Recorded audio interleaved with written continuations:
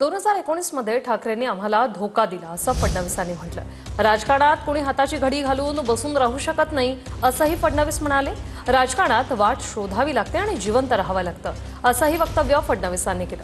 जो योग्य मार्ग होता त्यावरून आमचे साथीदार भरकटले असंही फडणवीस म्हणाले। ज्यांना बरोबर घेऊन पुढे जाऊ शकत होतो त्यांना घेऊन पुढे गेलो असंही फडणवीस म्हणाले।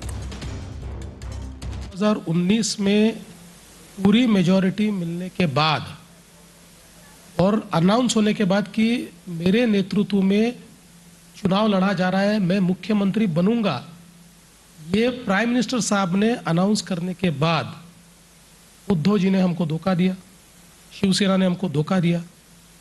तो उसके बाद पॉलिटिक्स में आप हाथ पर हाथ धरे बैठे नहीं रह सकते। ये ऐसी जगह है जहां रास्ता खोजना पड़ता है और जिंदा रहना पड़ता है।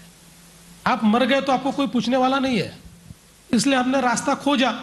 अब जो सही रास्ता था उस रास्ते से हमारे साथी भटके, तो फिर जिनको साथ में लेकर आगे बढ़ सकते थे उनको लेकर आगे बढ़े।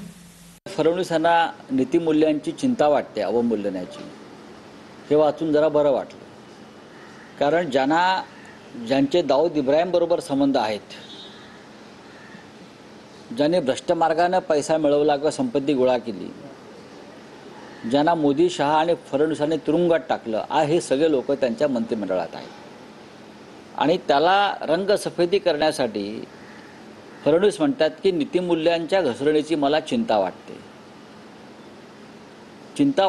मग ती मूल्य तुम्ही जपली का नाहीत? सत्तेसाठी तुम्ही स्वतःला इतकं खालच्या स्तरावरती का नेलं? दगा भारतीय जनता पक्षानं दिला। आम्ही शेवटपर्यंत त्यांच्याशी चर्चा करण्याचा आमचा प्रयत्न सुरू होता, पण त्यांनी चर्चेचे दरवाजे बंद केले। त्यांना जास्त जागा मिळाल्या आमच्यापेक्षा, हे खरं आहे। आमच्या जागा त्यांनी पाडल्या, हेही खरं आहे। लक्षात घ्या, जो शब्द होता की पॉवर शेअरिंग 50-50, त्यांनी स्वतःचंच निवेदन ऐकावं।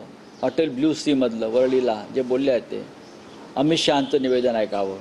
पॉवर शेअरिंग 50-50चा अर्थ त्यांनी समजून सांगायला पाहिजे महाराष्ट्राला।